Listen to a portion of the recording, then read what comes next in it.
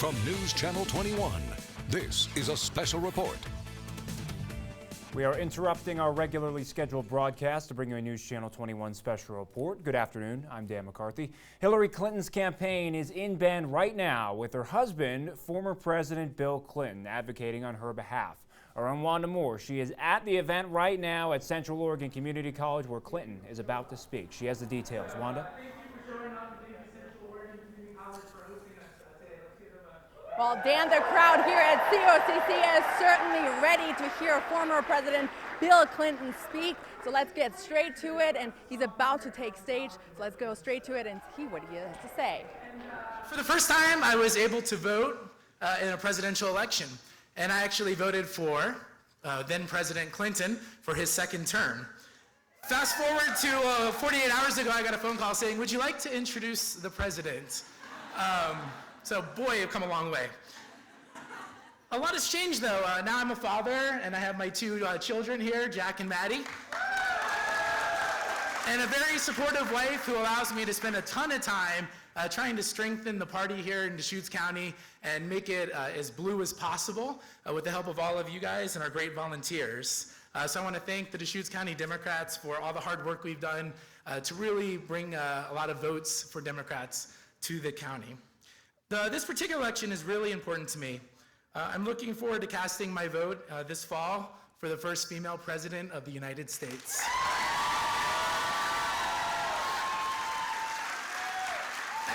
As you may recall, in 2008, Hillary Clinton said, "Although we weren't able to shatter the highest, hardest glass ceiling this time, thanks to you, it's got about 18 million cracks in it, and the light is shining through like never before, filling us all with the hope and the sure knowledge that the path will be a little easier next time." Today, I can look at my 10-year-old daughter and say that there are no glass ceilings that can't be broken.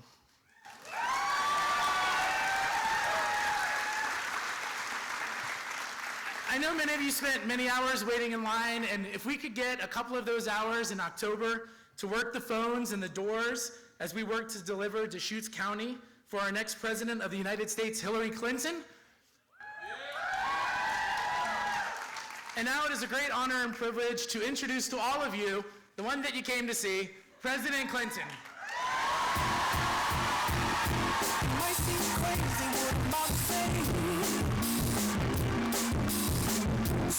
She's here, you can take a break.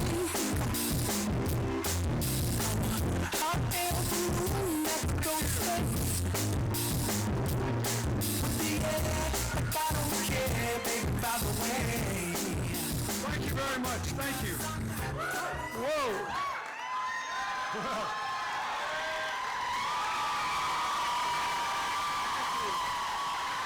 Thank you. I was glad to be back in Bend before I saw you, and I'm really happy now. Thank you for being here. Thank you, Jason, for your leadership of the Deschutes County Democrats and for your support for Hillary. I want to thank City Councilor Sally Russell for welcoming me here with her daughter and introducing me and all of her leadership, and Lisa Rockower, who's Senator Wyden's representative in Oregon. I want to thank him and Governor Brown for their support for Hillary. And Commissioner Alan Unger, thank you so much, and all the other officials who are here. And I want to say a special word of thanks to the COCC President, Shirley Metcalf, for welcoming me to this college. I was the first president of the United States ever to give a commencement address at a community college.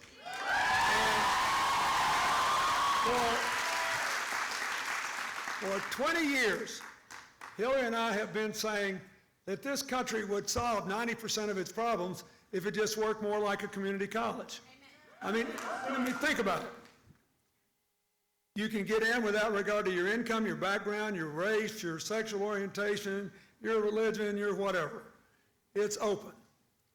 The curriculum is flexible. It changes with changing times. If you want to go on and get a 4-year college degree, it prepares you to do it. If you want to go further, it prepares you to do it. If you want a skilled trade, it can prepare you to do that. It finds a place for everyone so we can all rise together. You get in if you're a Democrat, a Republican, an independent, a libertarian, a socialist, or whatever. Everybody has their disagreements, but in the end, people actually make a decision and do something, and that's what this country needs today. That kind of positive change. I want to say something to a couple of people over here. People in community colleges preparing for the economy of tomorrow know that the fastest growing consumer group in America are people with disabilities, and they ought to be prepared to enter the workforce and given a chance to do what they can do. It will make us stronger. That's what community colleges are like. America needs to be more like that again. You know, I remember when we were trying to protect the old growth forests when I became president, which I think was a very good thing to do. We didn't come up with a plan and jam it down everybody's throat. We got together, everybody, and said, you know, this is a precious resource. It's given to us over hundreds of years. It shapes the character and the future of the northwestern part of the United States, and it also will create an enormous number of economic opportunities by preserving the environment. You will have more people in tourism, recreation, and other things. We've got to do this. And we had a multi-stakeholder process. We worked through it. It took a little longer. Not everybody was happy with the decision, but we had a decision we could implement, live with, and everybody had time to imagine how they could create a future out of saving the past. And that's what we have to do in this country today. The great task today is to create a shared prosperity that is shared not only among all Americans, but with the future that is sustainable. To do it, we have to raise middle-class incomes, restore upward mobility for everybody, and put the pedal to the metal on the things that will work for us in the future. And you have to do all those things.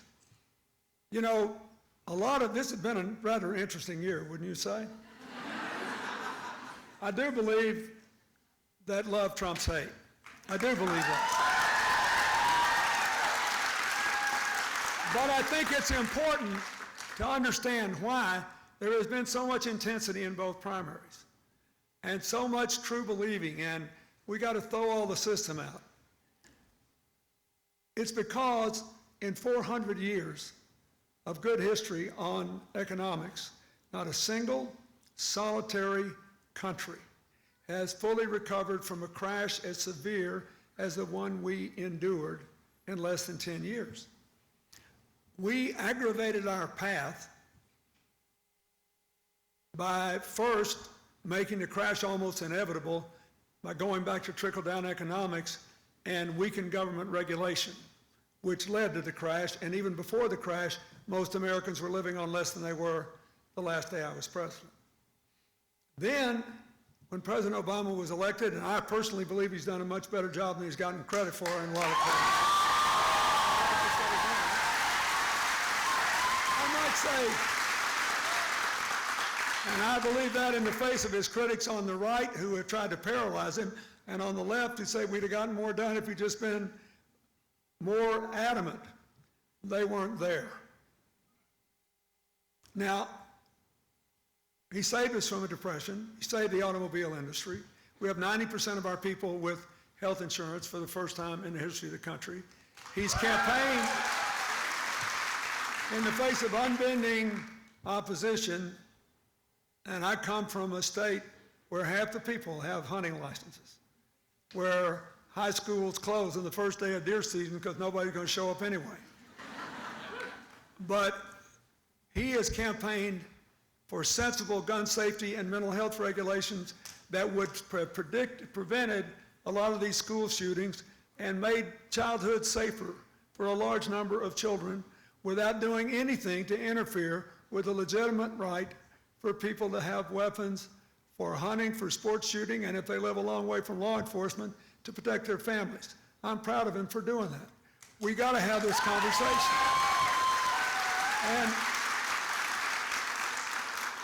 And I'm proud of the work that he did. It started when Hillary was Secretary of State to try to protect the world from the worst ravages of climate change in a way that enables our economy to grow.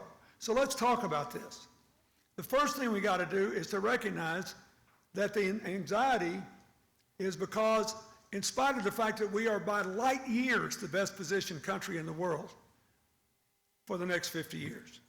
I mean, if I were the age of the young people in this audience, and I got one of those magic lamps and a genie came out and said, you can live anywhere you want 30 years from now, but you got to decide right this second, I'd pick the United States in a heartbeat. Why? We look around the crowd. We have the youngest, most diverse workforce in the world of any big economy. We're already outperforming every other big economy in the world. We have 14 million new jobs in the last 5 years. That's the most since that last Democrat was president, whatever his name was. And we do have, for the first time in our history, 90% of our people with health insurance. We have the best system of education and preparation in the world. We just got to make college more affordable, emphasize and the debt manageable, and we got to emphasize in the public schools what works, which is we need to spend more money, in Hillary's opinion, on helping teachers be better teachers and helping principals do their jobs. And it's fine to have uniform standards and some testing, but you can overdo it if you spend all the money there and not more money on helping the teachers do a better job in the classroom. That's the most important thing. So we're first or second in the world in every scientific survey, and our party still believes in science. I think it's a good idea. In our ability to generate energy from the sun and the wind. So when Hillary says, vote for me and I'll put up 500 million solar panels in the next 4 years, and in 8 years every single American home will be powered with clean energy and in the control of the people that own the home. And we'll create zillions of jobs doing it. You can laugh, but California is the #1 state in solar panels. Not surprising, right? You know what the #2 is? New Jersey. New Jersey. And the miracles of technology have only begun. 3 states, Minnesota, Iowa, and Texas, get 1/3 or more of their electricity from the wind every day. And we could get enough electricity to power America many times over in the wind that blows from North Dakota's border with Canada to the West Texas border with Mexico. By and large, the wind blows where the people aren't. So we have to build modern transmission lines and do all that. It could create a huge number of new jobs. Native American reservation communities that don't have casinos are still the poorest Americans. Every single one of them could be making a killing off solar and wind power. They could provide for all their own electricity, sell the rest, use the money to diversify the economy. If, as she said, we had the right infrastructure program. So let's talk about raising incomes and restoring upward mobility. To raise incomes, we have to have first national investment in a modern infrastructure. You need it here.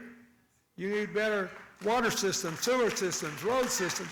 You need affordable housing. And in rural America, we need affordable, rapid broadband, which would put every remote community in the global economy overnight. We need that.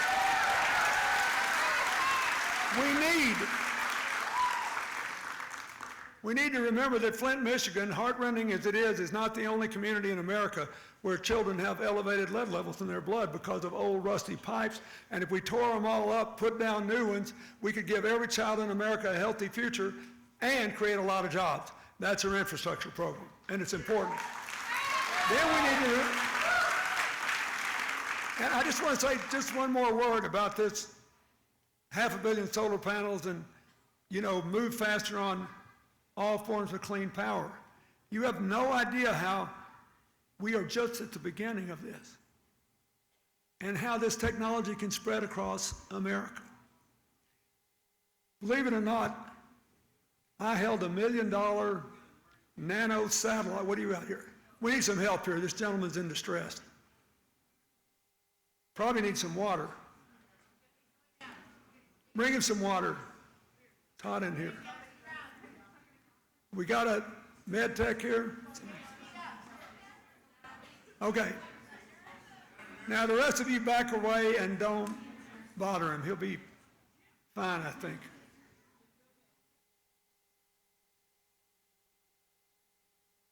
The good news about it getting warmer is it's getting warmer. Springtime's coming. The bad news is if you're in a political rally, the dehydrated suffer. And I'm almost 70, so I know how important it is to keep people. Yeah. So, let's see. We're going to leave him there? Okay. Let's give him a hand. He's doing well down there. Okay. So, look. Let me just tell you one story, something that I think Oregon and every other university and community college in the country will be involved in the future. NASA, I spent the first $500 million of your tax money to fund nanotechnology research. NASA, the space agency, now has 3 centers of it. 2, you won't be surprised, are at Caltech and MIT. The 3rd one is at Morehead State in eastern Kentucky. About 60 miles from the West Virginia border, the heart of coal country, is very distressed, and 40 miles from the Ohio border. I was there this week. I saw undergraduates making nano satellites that cost $1 million apiece. I held $1 million satellite in my hand. Sounds like a lot of money, but big satellites cost $400 million. They're putting these nano satellites up. One is about to be sent on a rocket to the International Space Station, made by undergraduates from eastern Kentucky. And one guy from Ukraine and one guy from Vietnam, just so they'd have a little diversity. Now look, why am I telling you this? Because the tungsten holding these microcomputers in the mini satellite, all the holders were made with 3D printers. And this young guy looks up at me and he says, look, he said, you think this is something? He said, within a couple of years, we'll be making solar panels with 3D printers, and they'll be so cheap they'll be put on every house in America, and we'll be free. We'll be free. And so, we can create a lot of jobs doing this. You have some advanced manufacturing here in this area. Here's the thing about manufacturing. It is so productive that every year, no matter how much you pay the workers, labor is a smaller percentage of the cost, and energy, transportation, and materials are a larger percent. Our national strategy should be, America's got the biggest market in the world, save the transportation costs, make more things here with good jobs that will help us to power other jobs. Every manufacturing job creates another 2 jobs plus in the economy. And the next thing that I think is very important, that is also important here, is we have to remember always that 2/3 of the new jobs in the last 50 years have been created by small business.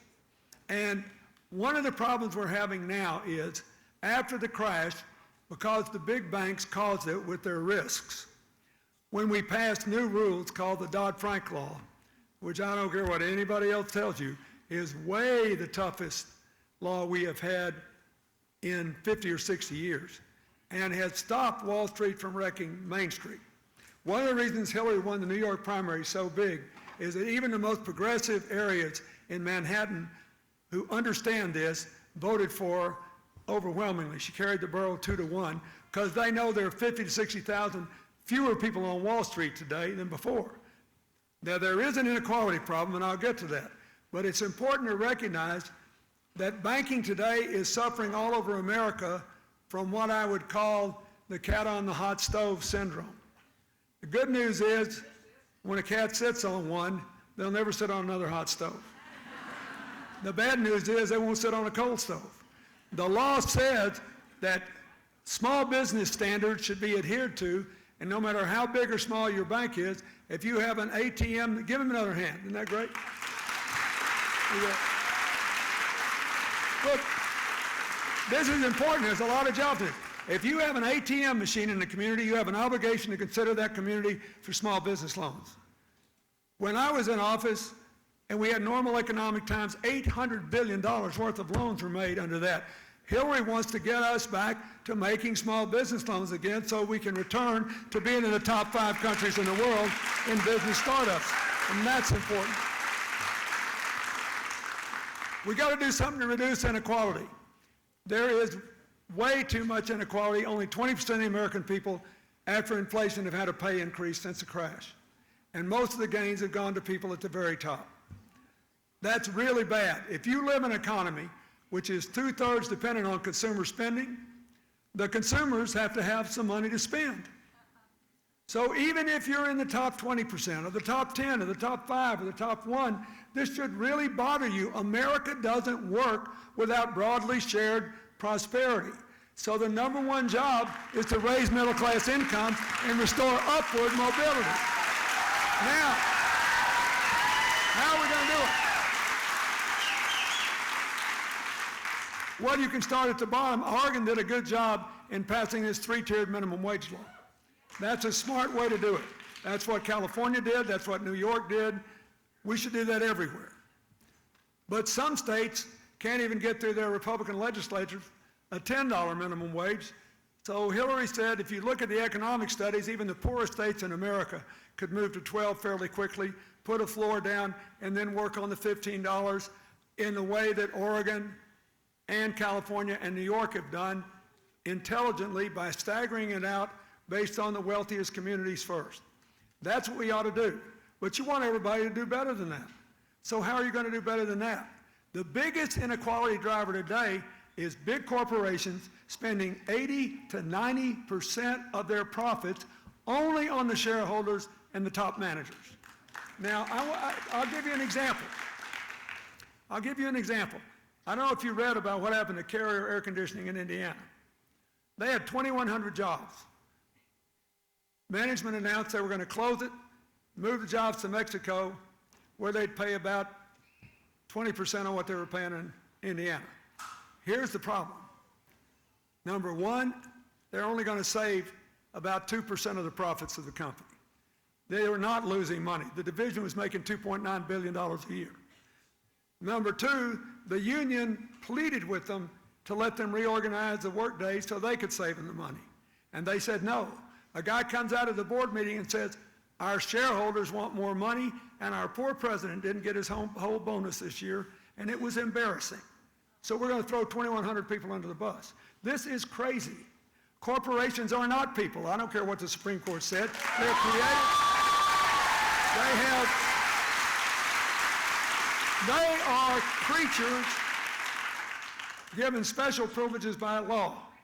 In return for that, they're supposed to take care of their customers, their employees, their communities, and their shareholders. And guess what? Corporations that run to make money over any 5 to 7 year period do better than corporations that run to make money every quarter to keep the shareholders happy so they can sell out in a year and a day and get a lower capital gains tax. It's just crazy. The tail is wagging the dog. I'm telling you, they were making $2.9 billion and their profit margins are going up. Now, not all shareholders are this way. This is being driven by hedge funds and billionaires who ought to be covered by the Dodd-Frank law. Hillary wants to do that. They shouldn't be able to take risks. They should. And she said, we need carrots and sticks. First of all, stop letting people have a big reduction in the corporate tax rate from 35 to 20 for holding the stock for a year and a day. Make them wait several years and phase the rate down to encourage people to do the mission of the company, which is to produce a good or a service that benefits the people who buy it. And that's what we're supposed to do. Number two, give them the opportunity to get a whopping tax cut, a 15% tax credit, if they fairly share their profits with their employees, so that they raise them, they make the money. And let me tell you, this is not a Republican or a Democratic thing. I had a friend, I don't think he ever voted for me, but we were friends, who started a steel company called Nucor, who gave weekly bonuses to his employees and gave them all a bonus for every kid they had in college. And it couldn't undermine your base wage or your bonus. Then they had a profit sharing plan that only went to the bottom 90%. He said the rest of us can take care of ourselves. And the job of top management was to help the workers succeed. Now, this is not a Republican or a Democratic idea. This is basic economics 101. This level of inequality and letting the finance tail wag the economic dog is nuts. It's hurting us, and we have got to do something about it. Hillary's proposals will do the most about it, and it's another reason she ought to be the next president. And so, now, if you do all that, you've got to empower people to make the most of it. Not only what I said about public education, but making college debt-free. Now, here's an area where there's an interesting debate between the two candidates.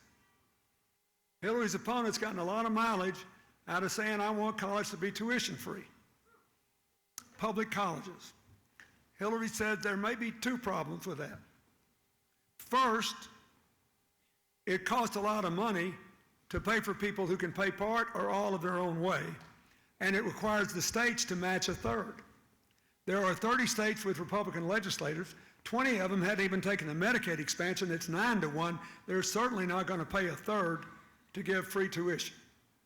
There are states with Democratic governors and Democratic legislatures who are in terrible financial shape and are struggling to support their colleges now. They simply can't afford to do it. And Hillary said, let's do something that'll help all of our students, including young people who are in private schools that treat traditionally underserved people from low-income families, the historically black colleges and universities, colleges that serve first and second generation immigrants, colleges that have almost all of their students from working class families, colleges that may be very small but try to hold tuition down and have high graduation rates, though they're not rip-off systems to just grab federal aid. They should all be covered, and here's the way it should work. Everybody that needs free tuition should get it. People that need more money because they come from poorer families should get more money. There should be a huge increase in the Pell Grants to help people with living expenses. Then, if for the people in the middle whose parents can't afford to pay everything, give everybody a chance to do 10 hours a week of work study. That would earn money for the students and hold down college costs, which is the only proposal that anybody's making that will hold down college costs and help the colleges navigate the terrain they're in. Then people who can afford to pay should, not because there shouldn't be more taxes. She favors the Buffett rule. Nobody who makes $1 million a year or more should pay less than 30%. I don't care how many deductions they have. And that will create a huge amount of money. A huge amount of money.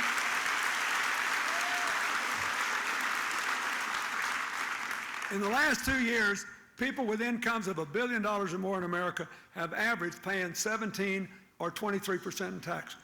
There are people in this room that pay more than that. And that's why it's so important that we all release our tax returns. Anybody running for office, particularly if they've been fortunate, as our family has, should release their tax returns. So you will know that we mean business. I live in a state that's got the second highest state taxes in America, and I live in a county with the highest property taxes, and we have the #1 rated public high school in the country because people pay for it. But it's worth doing, and it ought to be progressive.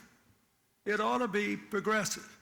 Not because we resent success, but because of the reason Willie Sutton robbed banks. He said, I rob banks because that's where the money is. And people who have been successful in this country should invest their money to help other people be a part of a mobile, upwardly mobile society where people can work hard and get ahead. That's what is essential about America. So, but more important is the accumulated college debt. There are so many young people in this country that can't even move out of their parents' home because they have college debt. And here's what happened. President Obama, when we had a Democratic Congress, passed the biggest increase in student aid since the GI Bill. Before he was president, I did the same thing. And college costs went up at 2 or 3 times the rate of inflation and ate it all alive. And more young people had to borrow outside the federal system where the payments are capped. So you got all these young people with all this debt who can't make a payment on an apartment and pay their college debt. You have others who have jobs they really don't like very much, but they're necessary to make the debt payment. And you have others who would love, let's say, to go down to the bank and borrow $50,000 or whatever it would cost to start an organic bakery in Bend, and they can't do it because they don't have any credit rating because of the college debt. So here's what Hillary wants to do. Whatever your debt is, you ought to have two options to pay it off. One is the average debt nationwide is $24,000 for all forms. Some people owe $200,000. They went to medical school and other things. But if you do 2 years of work in an AmeriCorps program, community service, and then do 1 more year in any kind of public service related job, social worker in a program that she's going to ramp up to deal with the heroin and prescription drug epidemic. Can you try to provide mental health and other treatment services? If you do 1 year there, 2 years in AmeriCorps, in addition to your pay, you get $23,500 tax-free to just throw against the debt and get rid of it.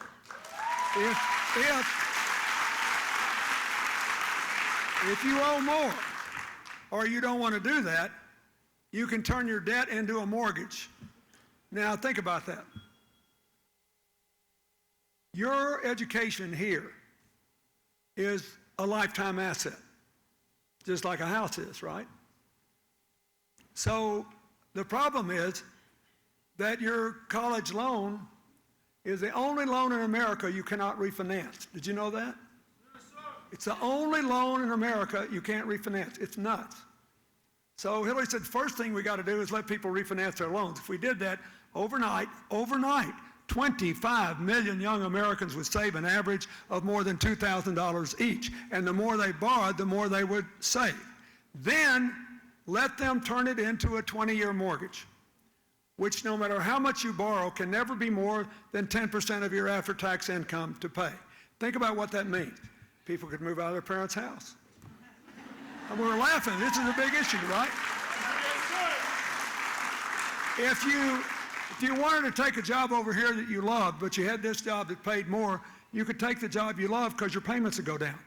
If you wanted to go to the bank and borrow money to start that bakery, you could do it because even though small business people usually don't make any money their first year in business, if you don't make any money, you won't pay anything on the debt. It's all tied to your income. This could unleash the energies of millions of young people so we can all rise together. You would have overnight upward mobility if we just dealt with this problem in a sensible way that we can afford to do. And it could do as much as anything else to keep this economic recovery going. So that's important. There are lots of other barriers too. The drug problem is a huge barrier. We've got to treat it like a public health problem and do some serious investment in treatment and mental health.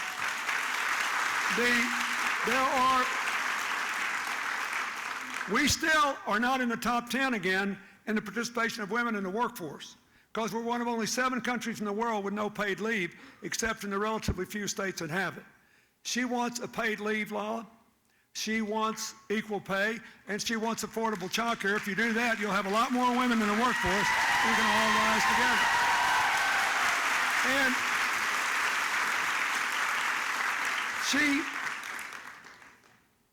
Another obstacle is the absence of job protection for some people.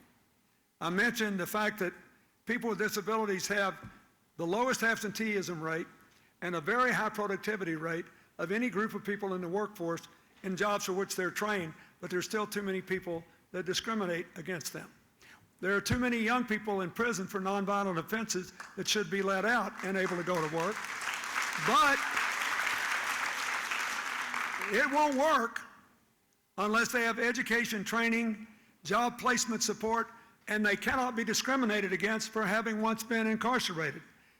If you did that, you'd have all these young people and we could all rise together. And let me just say, on Saturday, I am proudly, Hillary and I are going together to my nephew, my brother's only child, college graduation at Loyola Marymount in California.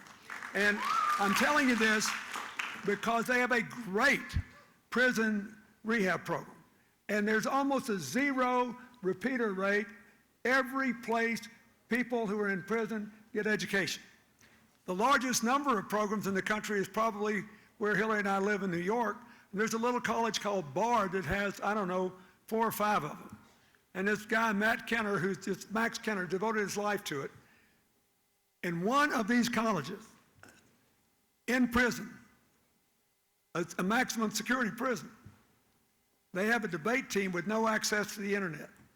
All their prep is done in libraries with pen and pencil. In the last 14 months, this debate team has defeated the West Point debate team and the Harvard debate team.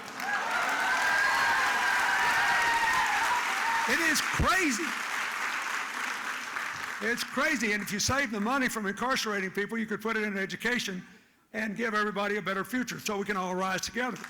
You've got to tear down these barriers, every conceivable kind of barrier. Look at us. Look at this crowd. Asian Pacific Americans, African Americans, Latino Americans, South Asian Americans, people from everywhere, people from all kinds of backgrounds, and people of all religions. We can do this. There are two things that can stop us if we do the right things. Two things only. And they're the other two reasons you should be for Hillary for president. One is, unlike when I was president, when we had 12 years of trickle-down economics and middle-class incomes were dropping and poverty was going up, this time there's a lot more trouble in the world. And just in the last 3 months, we saw our growth slowed because everybody's cratering everywhere else in the world. The Chinese economy is weak, and they're building tensions with their Vietnamese and Filipino and other neighbors. It's trouble for them, trouble for us. There's a plant in Indiana that makes Mercedes-Benz, 100% of which go to China. It's more complicated than a lot of people say. But if it's bad there. Our best trade relations in terms of balance are with our neighbors south of our border. And the biggest economy there is Brazil, and they're in trouble. You have the largest refugee population in Europe since World War II, and people are scared to death because of what happened in Paris.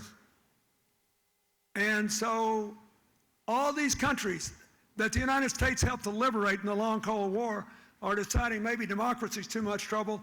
They just want a strong leader in the mold of Mr. Putin and keep the foreigners out. Britain's thinking about withdrawing from the EU. All these things could affect us.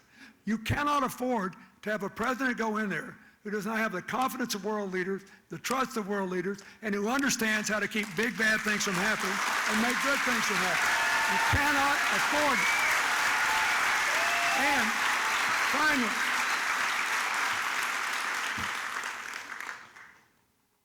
and I saved ISIS and all that to the end for this reason. The terrible tragedy, the last terrorist tragedy we suffered was in San Bernardino, not all that far from here. It's important to remember those people were converted over the social media. When Hillary was asked by President Obama to become Secretary of State, she said, "I want one thing from you if I do this." He said, "What?"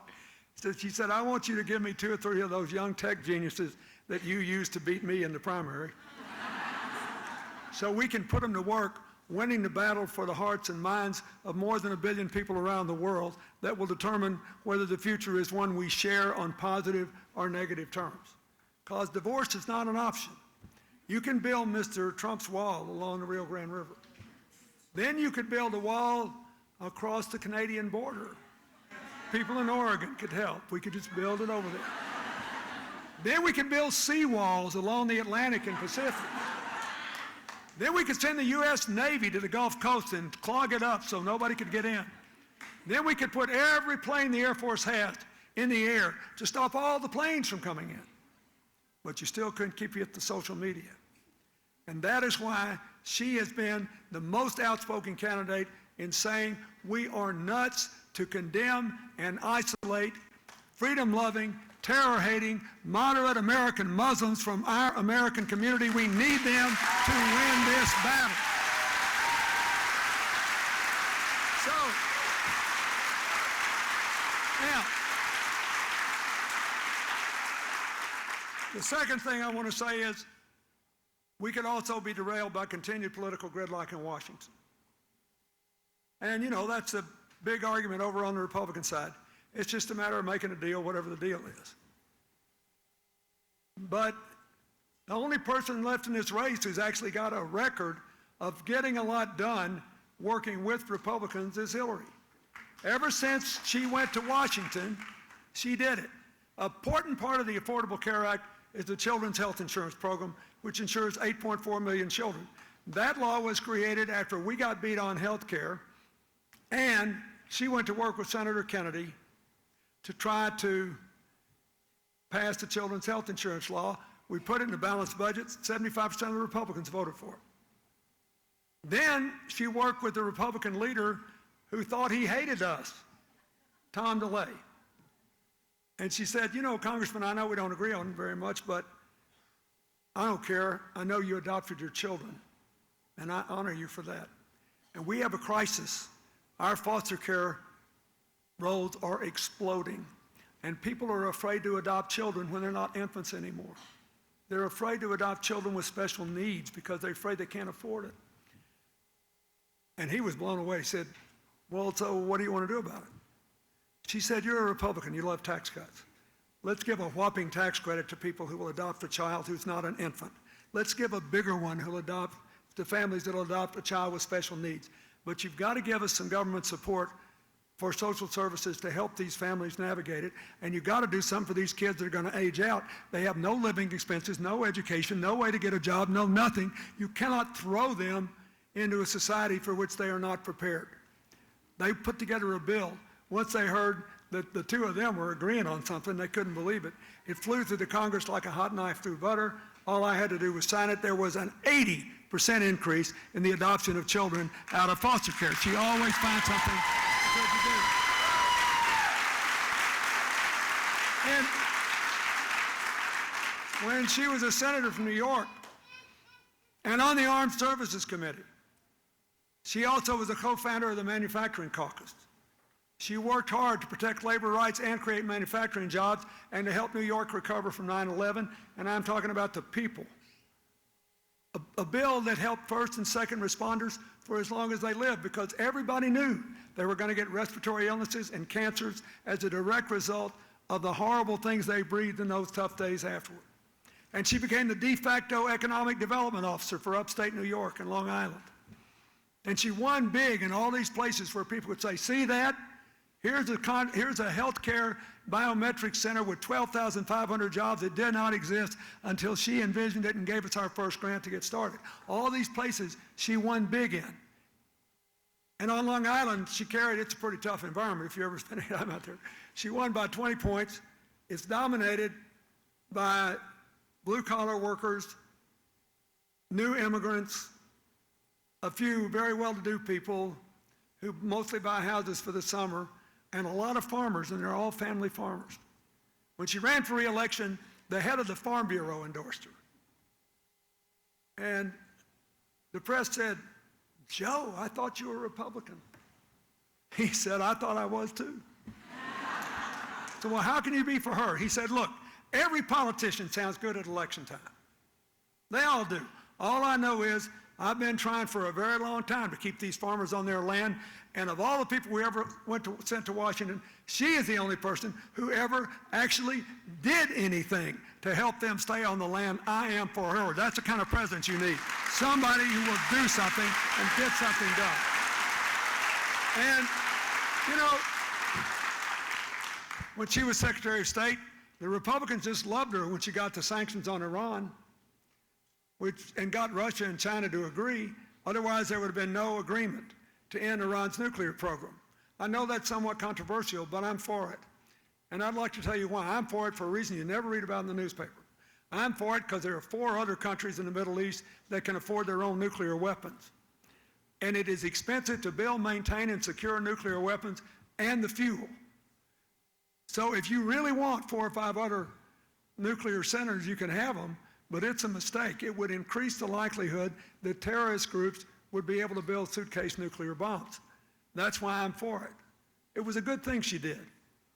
She worked with the Muslim Brotherhood government that was in power in Egypt to end a shooting war between Israel and Hamas in Gaza. Republicans like that fine.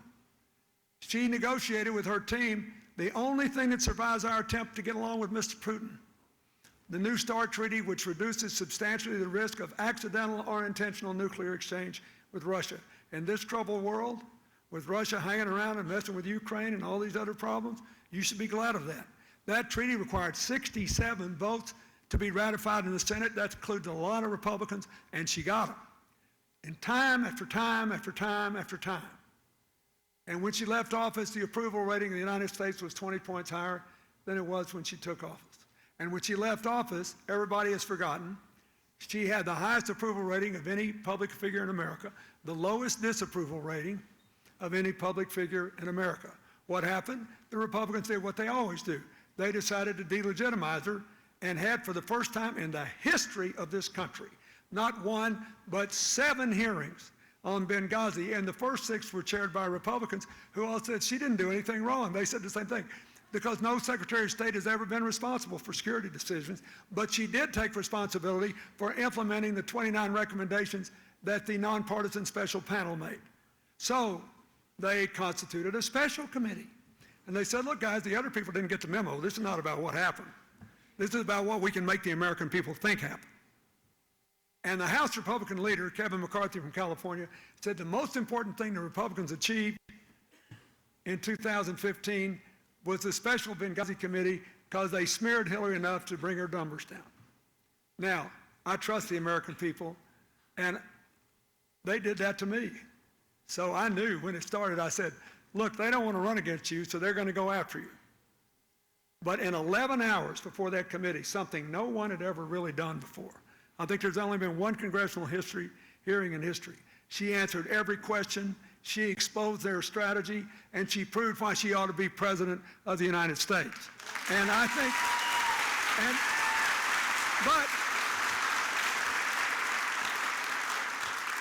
and she's in great state compared to what they did to me in '92. I was running third in the polls after I won the nomination. I literally have a newspaper article from Northern California in June of 1992 saying that I was running third and was not a factor in the presidential election, which would be between Ross Perot and George Bush. But you know what? Funny thing happened on the way to that election. People get serious in the general election. They look at these candidates. They give them a new look. They listen. They learn. They want somebody that knows what they're doing. And we need to remember, you got to have the right ideas, but you also have to be able to stop 2 things, trouble around the world and gridlock at home, from derailing our recovery. She is the only person who can do these 3 things. I think she does have the best ideas.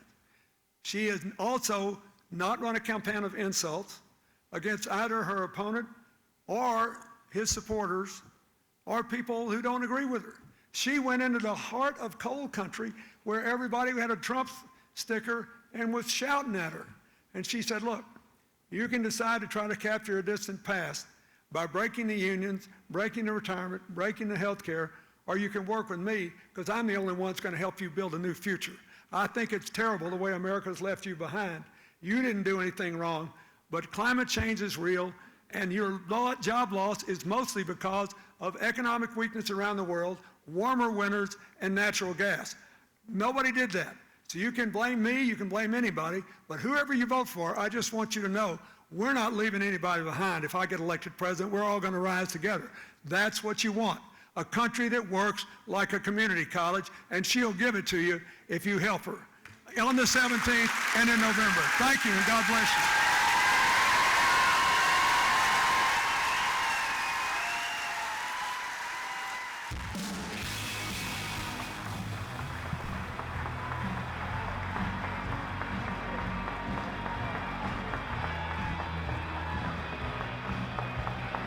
All right, and that wraps up the speech from the president here. He left immediately, as we expected already. The crowd here was enthusiastic, and he touched on so many issues, from the economy to education to the prison system, really a lot of things. What he never mentioned mentioned, not once, was Bernie Sanders. He didn't even touch on the opponent of Hillary Clinton right now here in the primaries. But what he did mention was Trump, but even that was more like a joke. He said, well, we should probably have a wall in Canada as well. So really, he focused this speech just in general terms. And of course, I'm going to have the full story of everything, including that man that fainted here in the crowd, who apparently was dehydrated. But we hear he's doing better. So for the full story, make sure you tune in tonight at 4, 5, and 6 from 10 and 11.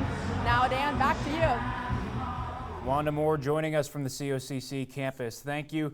Now, we will have a lot more coverage coming from here, but a brief recap of what happened today. He started speaking at around 12:55, former President Clinton, that is, and spoke for about 45 minutes. He thanked Sally Russell, one of our Bend City Council leaders, Alan Unger, Metcalf with COCC, so he definitely addressed many of the community leaders in Central Oregon. He then went to talk about middle-class income, gun safety, which was definitely a topic of interest for those in Central Oregon. A recent poll that we had found that about 69% of those who are in this area are gun owners, so that could be an interesting point to discuss by the president there. He hit on affordable housing, fiber optics, manufacturing jobs. An interesting point there, if you were watching the whole part, a person who passed out at around 1:05, but it looked like he was okay. About 7 minutes after that happened, the president addressed the person, looked like he was doing okay. So that was an interesting moment, but fortunately nothing too serious. Again, we also went into the 20% of people who have had a pay increase since the crash, hitting on economy, hitting on a couple of different points there. He did briefly address Sanders on the topic of public tuition-free colleges. He gave up Hillary Clinton's counterpoint to that, the idea that it costs a lot of money and requires the state to match a third. But as Wanda said, no addressing whatsoever of the fact that Bernie Sanders won Indiana just a few days ago. And on the topic of Trump, as she said, just very lightly touching that topic, despite the fact that he is now the opponent for the Republican side. So a couple things that they didn't touch on, but we certainly did. Our Danny Freed, she spoke to Bernie Sanders supporters. There were about 5 to 10 folks who were there when we came by this morning. The theme by them was excitement. They saw it as a platform to get their candidate's message out there. And as Sanders just won Indiana, it was interesting to see a lack of addressing that fact by former President Clinton. But certainly the biggest story of the week is on the Republican side. Senator Ted Cruz, Governor John Kasich dropping out of the race earlier this week, leaving Trump as the presumptive nominee for Republicans this fall. So again, just lightly talking on his foreign policy, the idea of building a wall. No addressing of the fact of a Hoffman research poll last week that Trump is polling at 43% in the state of Oregon. He's more focused on his wife, Hillary Clinton, who is now going to be making her continued campaign as Bill makes his way up to Portland next. He's going to be heading to the Moda Center. Doors will open at around 3 o'clock. He will speak a little bit after 4. And again, the primary is on May 17th, and we'll be continuing our election coverage both here and online at KTVZ.com. We thank you for joining us. I'm Dan McCarthy, and we will have more coverage coming up at 4 o'clock on News Channel 21.